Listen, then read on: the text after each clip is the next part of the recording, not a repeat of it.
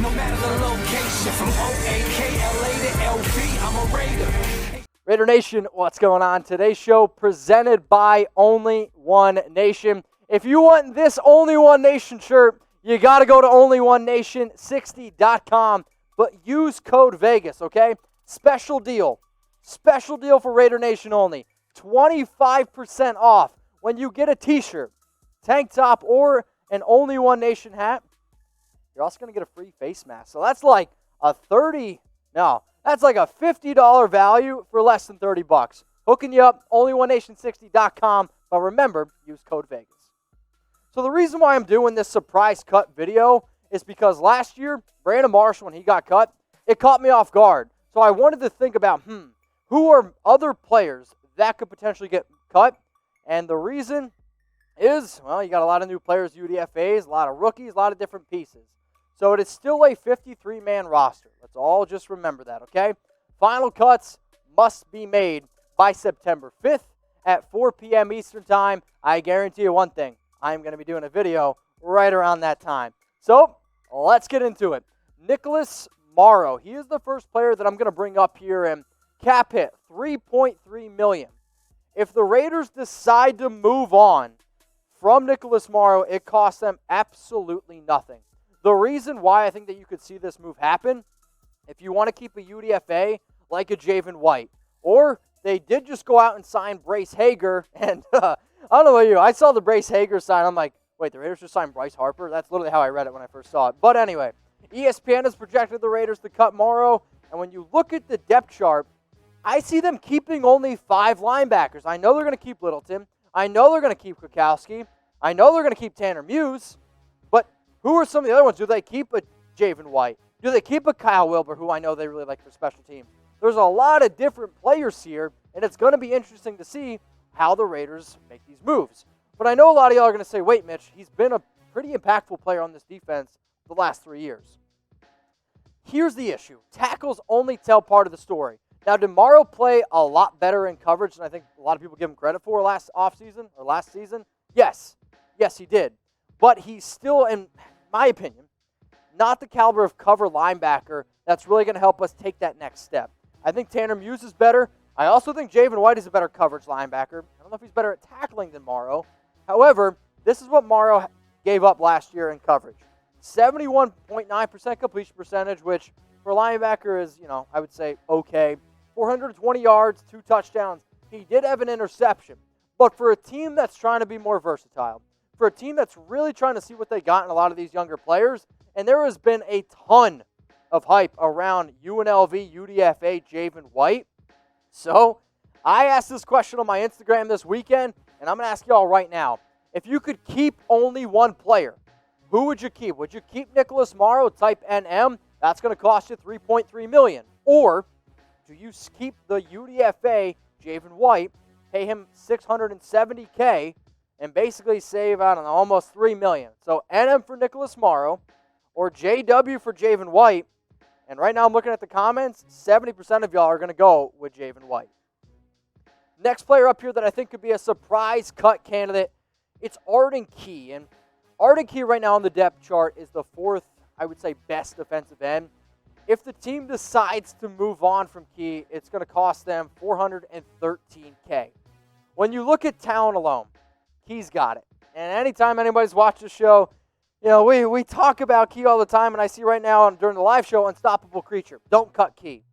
Well, the Raiders invested in Carl Nassib. They made some moves during the draft as well. And when you really think about all these different moves that this team could make, I have a fear that the Raiders could move on from Arden Key. Now, Key has said that, hey, we don't need Jadeveon Clowney, but if the Raiders disagree with that statement, well, then you could see him potentially move on. So what is your confidence level right now in Arden Key from a scale from 0 to 10?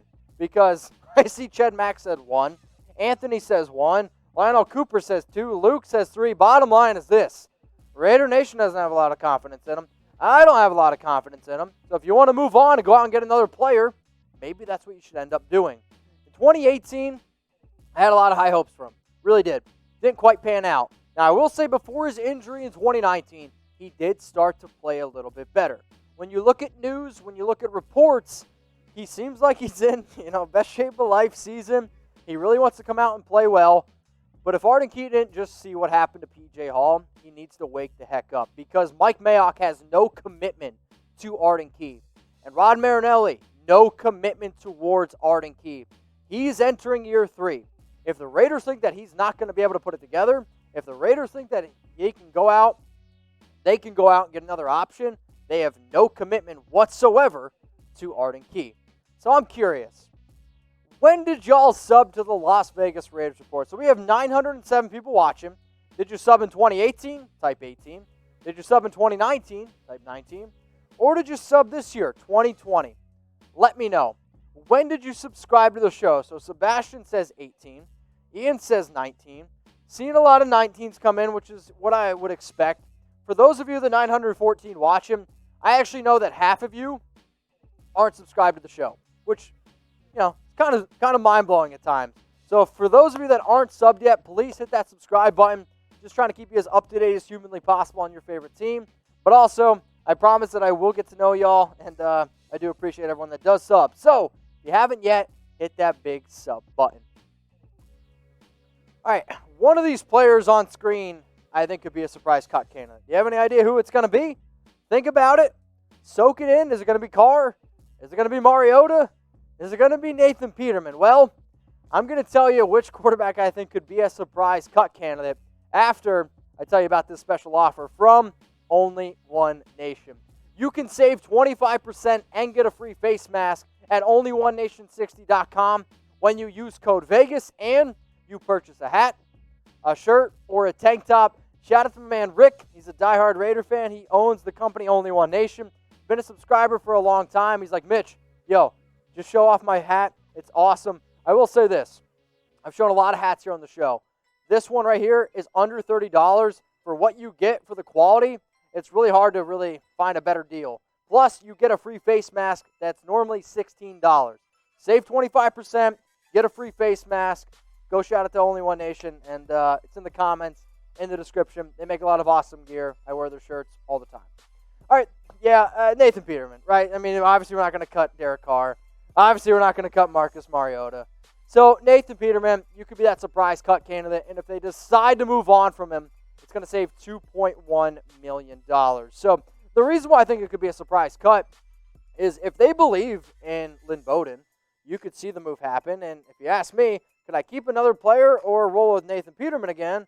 Well, those stats, not great. But he was actually pretty good in the preseason last year. And maybe John Gruden is a little bit of a quarterback whisperer. 474 yards, 3 touchdowns, 71.4% completion percentage. But wait, he also had a pretty solid run. Sure, most of these came on a 50-yard touchdown run. But at the end of the day, if you were to tell me, wait a minute, Mitch, do we keep Nathan Peterman or did we move on from him and create room for another player, maybe like a RICO GAFFORD? I'd probably say move on from Nathan Peterman because we now have Lynn Bowden Jr., who we drafted in round 3, 80 overall, and the reason they brought him in is the versatility. He played quarterback, he played running back, he played wide receiver. We've already seen Greg Olsen, John Gruden come out and say that look for Lynn Bowden to play that Taysom Hill role. My bottom line is this. If Derek Carr gets hurt, if Marcus Mariota gets hurt, it's not going to be good either way. You might as well just then roll the dice and go with a guy like Lynn Bowden Jr. So should the Raiders cut Nathan Peterman? If they do end up cutting Nathan Peterman, well, then I probably can't say him during my Manscaped shows. But hey, it's all good. So type C for cut. Type K for keep. I see a lot of C's rolling in here, and to be honest with y'all, I would also cut Nathan Peterman, free up some room for another player that we could add on special teams or another player we could put on defense because worst case scenario, you go with our quarterback 3, Lynn Bowden Jr. Next player up here is Brandon Parker, and if there's one dude who should have been shaken in his boots when he saw P.J. Hall get cut, it should have been Brandon Parker. Now, we did a draft show back in, 2018. And Brandon Parker, man, it's been an up and down, to say the least, for him. And it's been down. All right, I try to say up, but it's mainly been down. He hasn't been good, point blank. Mayock not committed to him. If John Gruden is already getting rid of guys like P.J. Hall, What's to say that they're not going to get rid of a player like Brandon Parker? Because if you were to ask me, who do I want to keep on our final 53 and who do I want to keep on the practice squad, if Brandon Parker doesn't make the 53, there's no way in heck I'm keeping him on the practice squad because I'm going to invest that in other players, other unproven players. Did I want Brandon Parker to be successful? Yes. Did the Raiders try it? Yes. But the 1 year that he actually played, he was the worst tackle in the NFL. Last year also, he wasn't good. Cheddar Mac just throws in the comments, he sucks. I wasn't going to say it like that, but I agree that he's not very good. And if you haven't already, I don't project Brandon Parker to make the Raiders' final roster. If this is a video that I put up last week, if you haven't seen it yet, hit the subscribe button. Go ahead, check it out. Raiders roster projections. I also break down the 16 players that I think are going to make the practice squad. So, this should be good. So normally we do player skill ratings, right? 0 to 100. Think of this as Madden. So 0, he's the worst player in the NFL. 100, he's the best player in the NFL. Seriously, I see a lot of zeros coming in. Be honest with me, okay? So Trent Seig, I believe for Madden, was a 28 overall. What do you think he should be? Yeah, I mean, I'm seeing 10s, negative 100. I see a 55, 42, 59. It's not good. Bottom line is this. If Raider Nation doesn't think he's very good, then why on earth are we keeping him? Yeah, I think Raiders, John, Mike, if you're watching, hey, I think it's time to move on from Brandon Parker.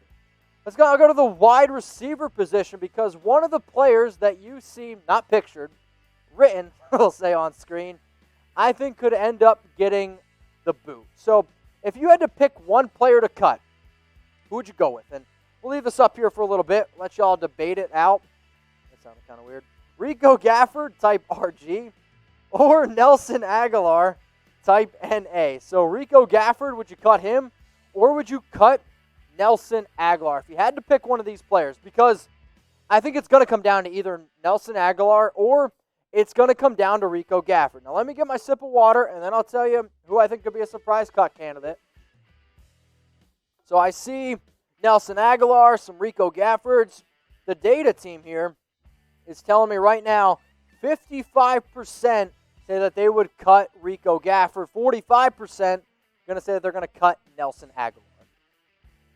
The surprise cut candidate I'm going to go with is Nelson Agholor because I would be more surprised if the Raiders cut him than them cutting RICO GAFFORD. But I know Agholor can be inconsistent. I grew up in Pennsylvania. I got a lot of Eagles fans, a lot of Eagles friends that are Eagles fans, and they will be the first to tell you, well, he can drop a lot of footballs. The only reason why I could see this team keeping GAFFORD over Agholor is if they want him mainly for special teams. Because you can't teach speed. RICO, I know a lot of y'all think that he runs a 4.22. He's not faster than Henry Ruggs. Is RICO GAFFORD fast? Yes. He's not 4.22 fast. I mean, he's not 4.22 fast. But if Agholor's been struggling in camp, and if Agholor continues to, well, have those drop inconsistencies, I know that's going to absolutely drive John Gruden nuts, and I know it's going to drive Derek Carr nuts. So if you want to be able to add a player who you can rely on at least in special teams, look for it to be RICO GAFFORD over Agholor, but there is a reason why the Raiders went out and signed Nelson Agholor. So surprise cut candidates, that's the show. Nicholas Morrow, Arden Key, Nathan Peterman, Brandon Parker, or Nelson Agholor. So if you guys don't like my list, you know where to find me. I am on Instagram. I'm on Twitter, at Mitchell Renz 365. Raider Nation, what's going on? Is this the #1 Raiders channel on YouTube? For Chucky Heads, believe it, baby. And if you haven't already, subscribe right here. I'm giving you Chucky Heads, news, rumors, Raider Nation rumors. And look at this, I'm making your life easier. Check out my next video. Thanks for watching, and go Raiders.